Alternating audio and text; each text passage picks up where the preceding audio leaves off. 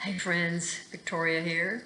I want to talk some more about our motivation that started in our last post. And I left you with a homework assignment, which was to be noticing the negative thoughts you have in your head and take note of what those were, and to try to start thinking, okay, these thoughts are not serving me. So definitely want to release those thoughts.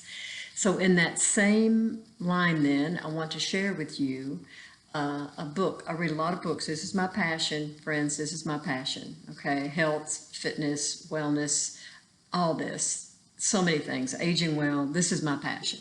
So I want to share with you a book that I have read. And as I share with you different things from different books, I'll tell you what they are. So in the event that you choose, you want to read them, you can. This is a book by Katy Byron. It's entitled Loving What Is. And in this book, you may have heard about it because it's a pretty well-known book, but she talks about these 5 questions to ask yourself around a belief.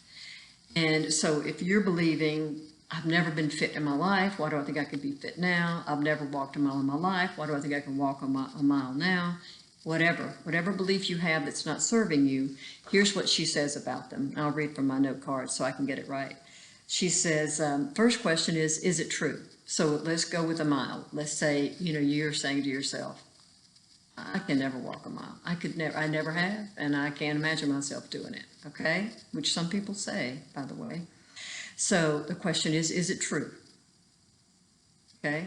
Do you think so the second question, is it 100% true without a doubt? So if you say, I could never walk a mile, the question is it 100% true without a doubt? There's no way in the world, unless a doctor has told you don't walk, but we're talking about people like us that are trying to improve ourselves in different ways. So then the question is it true? Is it 100% true? And you have to say, well, no, I'm exaggerating. And the third question is really a good one too. It says, how does it feel when I believe this thought? So to think, I could never walk a mile, that's too much for me. I don't know how people do it. I don't know how they even get started. Does that make you feel good? No, it doesn't. So then the fourth question is it's worded a little funny, I think, but it works. So the question is, how would I feel if I could not have this thought?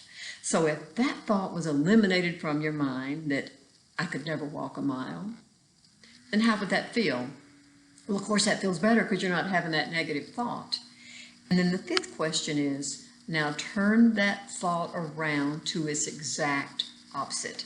So instead of saying, I could never walk a mile, the fifth part of the equation there is to say, of course I can walk a mile. Many people walk miles. Many people walk more than 1 mile. All I'm looking to do is walk 1 mile.